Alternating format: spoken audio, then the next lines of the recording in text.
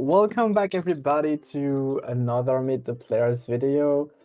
We're joined with Omega today, the second place from Pokemon Survivor 3. I feel like I see you more than my own parents, Omega, these days. At this point, it's probably true. I mean, I definitely see you more than I see my own parents. They're not here in college with me, so. It feels like literally yesterday when you were on Season 3. That's probably because it was yesterday when I was on Season 3. You know, it makes Sorry, sense. I would feel that way. I had to make these jokes. Omega, could you introduce yourself to the players that might not already know you or like the viewers of the channel? Yeah, so I don't know how many people are going to know me, but hi y'all, I'm Omega. I'm 21, hailing from the beautiful region of the United States. I don't know how beautiful it is right now, but that's for another segment. I placed second on Season 3, losing to Vinny, but I did beat him twice, technically, even though he threw one of those matches for me.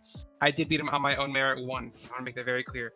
I beat him one time on my own merit, and for that reason, I think I'm the greatest of all time. So I'm just excited to come back. I was gonna ask how long you've been playing Pokemon, but I feel like I have the answer to that question. Yeah. So when did Season 3 start? 4 months ago. Okay, I've been playing Pokemon for 4 months.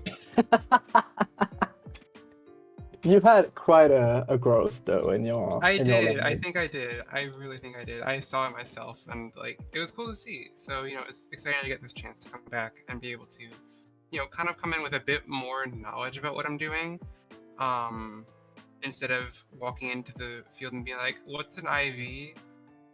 What's an EV? What are held items?"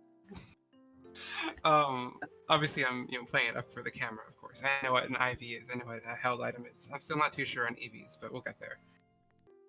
I guess it's because I've been asking all the other players about their Pokemon Draft League experiences, but I could be asking you about how long you've been playing Ors and Survivor stuff. Yeah, I've been playing Oryx and Survivor games since I was 15, and I'm 21 now. So I want to say 6 years that would be. I think that's the correct math. So I'm a bit more well versed in that side of the game rather than Pokemon. And we've seen that on your season. Speaking of that season, how would you say your experience was in that first season? How would you describe it? Oh, it was a lot of fun. I had a blast because I feel like I could kind of do whatever, and no one else is ready for it. So it's kind of exciting to come in here where there's a bit more expectation of what I can do, and I know that I'm gonna have stuff I need to play around. People aren't just gonna oh yeah, let's just trust Omega inherently. I don't think it's gonna happen as much. I mean, we saw in my season, I stuck with Vinny the entire time. I didn't betray him. That's usually how I play these kind of games. I find someone who I can really ride with and who I can rock with, and I'll do whatever I can for them. And then everyone else is kind of yeah, it's okay if you make it far, but really I attach myself to one player and rock with them. So that's what I think. That's what I'd like to do here. To anyone who's listening, come take me under your wing. I'll be loyal to you, and only you, and no one else. But that goes for everyone.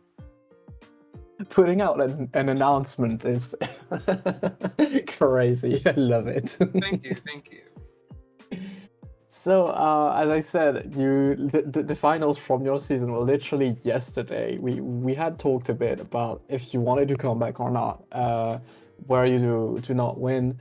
What made you decide to come back so soon and do it all again? I don't know. I think I might have been drunk when I said yes, but either way, I'm still here, and I am excited.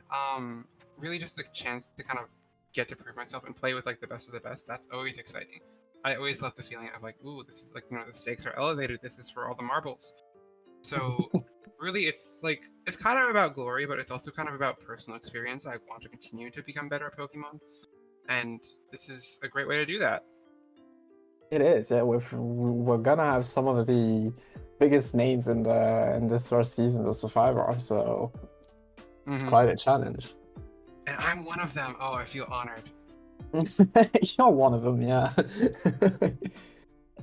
do you have any plans on doing things differently this season than in your season from last time? Anything you want to change?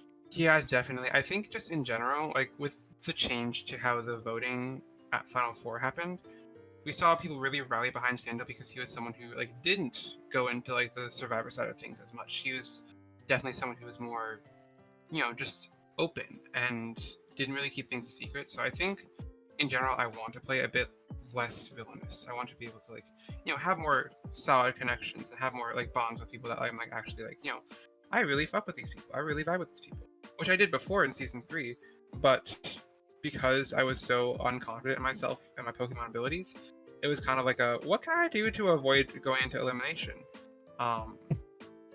And I still would love to not go into eliminations because it's scary as hell. I don't understand how y'all do it. Um, You didn't but do any of them in season I went 3. into 0 eliminations in season 3, so let's keep that track record going. Um, but like I was talking about the Final Four change, how now every player gets like their own individual vote. That was not something I expected. Um, so I'm really like I think I can't play as like, overtly crazy as I did last time. And I don't plan on playing as crazy as I did last time either. Oh, we'll see what not as crazy means for you. We're definitely looking out to see that. Speaking of expectations, is there let's start with players. Are there any players that you're expecting from in this season? So I'll mainly be asking from your season because I don't think you're as familiar with the other ones. Yeah, I have no Uh, idea what happened in those seasons. so any players you're expecting from your season? Well, obviously me. I think I'm gonna be on this season. But Your beside me, guess. it's a pretty solid guess. I would also guess Kill and Sandal for sure. I think they're both really solid Pokemon players, and I think they have a lot to prove.